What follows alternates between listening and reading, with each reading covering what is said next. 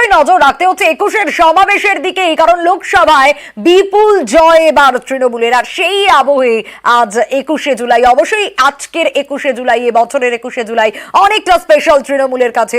এবারের শহীদ স্মরণের রেকর্ড ভিড়ের লক্ষ্যে শাসক দল ইতিমধ্যেই দূরের জেলা থেকে কর্মীরা আসতে শুরু করেছেন। কলকাতায় এসে গিয়েছেন বহু কর্মী সমর্থকরা। সকাল 6টা থেকে কিন্তু আমরা ছবি দেখাচ্ছি আপনাদের। গতকাল তার আগের দিনের ছবি আপনারা দেখেছেন। দুদিন আগে থেকে কর্মী সমর্থকরা আসতে শুরু করেছেন এবং আজ সকাল থেকে ধর্মতলার ছবি আপনাদের দেখাচ্ছি। আর এবারে 21শে জুলাইয়ের সমাবেশে মূল মঞ্চ, মোট 3টি মঞ্চ থাকছে। মূল মঞ্চ থাকছে, তার সঙ্গে থাকছে আরো দুটো মঞ্চ। একটু দেখাই আপনাদের। এই 21শে জুলাইয়ের সভা মঞ্চে প্রথম যে মঞ্চ, যেটা মূল মঞ্চ, সেটা থাকছে 52 ফুট বাই 28 ফুটের একটা মঞ্চ। এখানে তৃণমূলের শীর্ষ নেতৃত্ব থাকবে, সাংসদরা থাকবেন, বিধায়ক, মন্ত্রী এবং আমন্ত্রিত যারা তারা থাকবেন। অন্যদিকে এরপর দেখাবো আপনাদের সভা মঞ্চ 2, ঠিক এর পাশেই আরো একটি মঞ্চ তৈরি করা হয়েছে, যে মঞ্চ হচ্ছে 48 বাই 24 ফুটের মঞ্চ। এখানে বসবেন তৃণমূলের কাউন্সিলররা, তাদের জন্য মূলত এই মঞ্চ। এবং এছাড়াও 40 বাই 24 ফুটের আরো একটি মঞ্চ থাকছে। আর মূল মঞ্চে ওঠার জন্য সিঁড়ি নয়, থাকতে পারে র্যাম্প। গ্রাফিক্যাল প্রেজেন্টেশনের মাধ্যমে আপনাদের দেখাচ্ছিলাম যে কিভাবে 3টি মঞ্চ তৈরি করা হয়েছে 21শে জুলাইয়ের সভা মঞ্চ। এবং এই সমাবেশকে ঘিরে পারদ যে চড়ছে তা বলার অপেক্ষা রাখে না। কর্মী সমর্থকদের মধ্যে উন্মাদনাই সে কথা বলে দিচ্ছে। এবং ইতিমধ্যেই আপনাদের দেখাচ্ছিলাম দূর দূরান্ত থেকে, বিভিন্ন প্রান্ত থেকে, বিভিন্ন জেলা থেকে কর্মী সমর্থকরা শহর কলকাতায় আসতে শুরু করেছে এবং সব পথ আজ গিয়ে মিশছে ধর্মতলার রাজপথে। উত্তরবঙ্গ থেকেও এবার বড় জমায়েত, কারণ এই লোকসভা ভোটে তৃণমূলের দখলে গিয়েছে 29টি আসন। এবং তার মধ্যে উত্তরবঙ্গে যেরকম তৃণমূলের ভোট বেড়েছে, উত্তরবঙ্গের কোচবিহার আসন এবার তৃণমূলের দখলে গিয়েছে। নেতাজি ইন্ডোর থেকে শুরু করে Khudiram Anushilan Kendra, Gitanjali stadium, Salt Lake stadium, eco park, central park, এই প্রত্যেকটা জায়গায় কর্মী সমর্থকদের জন্য থাকার ব্যবস্থা। গতকাল সেই ছবি আপনাদের দেখিয়েছিলাম, তার আগের দিন সেই ছবি দেখিয়েছিলাম। এবং কর্মী সমর্থকরা রীতিমতো আসতে শুরু করে দিয়েছেন। ঠিক যেটা 21শে জুলাইয়ের ট্রেন্ড, একেবারে সেই ট্রেন্ডটাই সকাল 6টা থেকে দেখা যাচ্ছে। ধর্মতলার ছবি আপনাদের দেখাচ্ছি। অবশ্যই বেলা বাড়লে এই ভিড় যে আরো বাড়বে তা বলার অপেক্ষাই রাখে না। আর তারই পাশাপাশি অবশ্যই এই মুহূর্তের ছবিটাও জানবো, কারণ কর্মী সমর্থকদের ভিড় নজরে আসছে। সোমরাজ রয়েছেন আমাদের সঙ্গে। সোমরাজ, তুমি এই মুহূর্তে সেখানে রয়েছে, একটু ছবিটা আমি জানতে চাইবো আগে।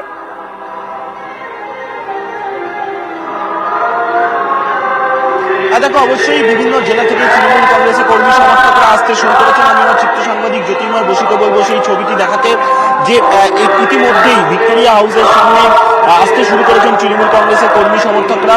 মূলত 21শে জুলাইকে সামনে রেখে মমতা বন্দ্যোপাধ্যায় কি বার্তা দেন, বিশেষত যেখানে লোকসভা নির্বাচনে বিপুল সাফল্য পেয়েছে তৃণমূল কংগ্রেস, 29টি আসনে জয় পেয়েছে তৃণমূল কংগ্রেস। শুধু তাই নয়, সাম্প্রতিক 4টি আসনে বিধানসভার উপনির্বাচন হলো, সেই উপনির্বাচনেও তৃণমূল কংগ্রেস 4টির মধ্যে 4টিতেই পেয়েছে। সেক্ষেত্রে এই লোকসভা নির্বাচনের বিপুল সাফল্য এবং বিধানসভা উপনির্বাচনের বিপুল সাফল্য, দুই সাফল্যকে আজ মমতা বন্দ্যোপাধ্যায় এই মঞ্চ থেকে উৎসর্গ করবেন। পাশাপাশি 2026-এর বিধানসভা নির্বাচনকে সামনে রেখে আগামী দিনে তৃণমূল কংগ্রেস কিভাবে পথ চলবে, সেই বার্তাও এই মঞ্চ থেকে দিতে পারেন মমতা বন্দ্যোপাধ্যায়। আর সেই বার্তা নিতে বিভিন্ন জেলা থেকে শুরু করে, ব্লক থেকে শুরু করে, পঞ্চায়েত থেকে শুরু করে তৃণমূল কংগ্রেসের কর্মী সমর্থকরা আসতে শুরু করেছেন। ইতিমধ্যেই সেই ভিড়ও তুমি দেখতে পাচ্ছ ভিক্টোরিয়া হাউসের সামনে। সোমরাজ, একটু জানতে চাইবো, অখিলেশ যাদব আসছেন আজকে, কখন এসে পৌঁছবেন, কখন সভা মঞ্চে পৌঁছবেন, কি জানা যাচ্ছে? এবং দর্শকদের জন্য একটু জানতে চাইবো যে স্বাভাবিকভাবে দলনেত্রী কি বার্তা দেবেন, সেদিকে তো তাকিয়ে রয়েছেন শীর্ষ নেতৃত্ব, কখন থেকে বার্তা দেবেন, কি জানা যাচ্ছে?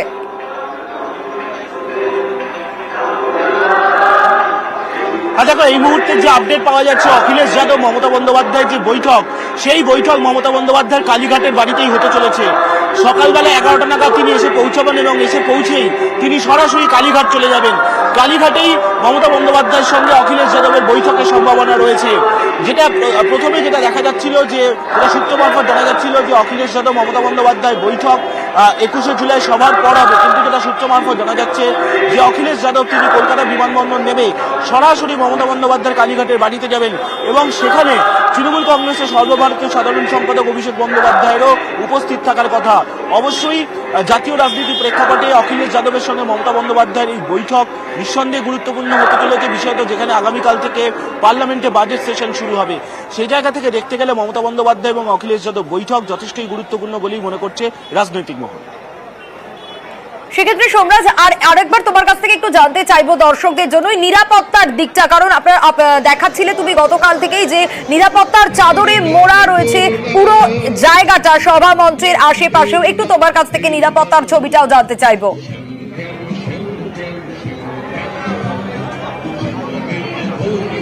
দেখো, ইতিমধ্যেই গতকাল থেকেই 21শে জুলাইয়ের মঞ্চের বিভিন্ন দিকে নিরাপত্তা ব্যবস্থা আঁটোসাঁটো করা হয়েছে। আমি আমার চিত্র সাংবাদিক জ্যোতির্ময় বসুকে বলবো ছবিটি দেখাতে। ইতিমধ্যেই তুমি দেখতে পাচ্ছ যে সেন্ট্রাল এভিনিউ কার্যত বন্ধ করে দেওয়া হয়েছে। তার কারণ তৃণমূল কর্মী সমর্থকদের ভিড় হতে শুরু করেছে 21শে জুলাইয়ের মঞ্চের সামনে, এবং সেন্ট্রাল এভিনিউ থেকে ইতিমধ্যেই মিছিলগুলিও আসতে শুরু করেছেন।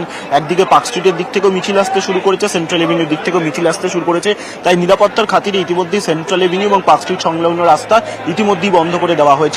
প্রচুর ওয়াচ টাওয়ার করা হয়েছে, মূলত পার্ক স্ট্রিট থেকে শুরু করে সেন্ট্রাল এভিনিউ বিভিন্ন রাস্তায় পুলিশ ওয়াচ টাওয়ারের মাধ্যমে নজরদারি চালাবে, ড্রোনের মাধ্যমে নজরদারি চালানো হবে। কয়েক হাজার পুলিশ, কলকাতা পুলিশের কর্মীদের মোতায়েন করা হয়েছে, এবং সবথেকে যেটা গুরুত্বপূর্ণ যে ট্রাফিক ব্যবস্থা সচল রাখার জন্য বিভিন্ন রকম পদক্ষেপ নেওয়া হয়েছে। বিশেষত দ্বিতীয় হুগলি সেতু থেকে যে বাসগুলি আসবে, অন্যদিকে শ্যামবাজার থেকে শ্যামবাজার মুখী হয়ে সেন্ট্রাল এভিনিউ ধরে যে বাসগুলি আসবে, বিভিন্ন দিক থেকে যে কলকাতায় তৃণমূল কর্মী সমর্থকদের নিয়ে বাসগুলি আসবে, সেগুলো যাতে ধর্মতলামুখী করা যায় এবং তৃণমূল কর্মী সমর্থকদের আসতে বা সভা শেষ হওয়ার পর বেরোতে যাতে কোনো সমস্যা না হয়, তার জন্য ট্রাফিক নিয়ে একগুচ্ছ নির্দেশ মুখ্যমন্ত্রী মমতা বন্দ্যোপাধ্যায় দিয়েছেন। গতকালই তিনি জানিয়েছেন যে পুলিশকে বেশ কিছু নির্দেশ দেওয়া হয়েছিল মূলত ট্রাফিক ব্যবস্থা সচল রাখার জন্য। ফলত সব মিলিয়ে কলকাতা পুলিশ প্রস্তুত। গোটা 21শে জুলাই নিরাপত্তা ব্যবস্থাকে ইতিমধ্যেই সাজিয়ে তোলা হয়েছে, এবং কলকাতা পুলিশের প্রস্তুত যাবতীয় বিভিন্ন বলা যায় যে বিভিন্ন রকম পদক্ষেপ নেওয়া হচ্ছে যাতে 21শে জুলাই এই সভাকে শান্তিপূর্ণভাবে রাখা যায়, এবং অবশ্যই প্রচুর পুলিশ মোতায়েন করা হয়েছে গোটা 21শে জুলাই সভাকে সামনে রেখে।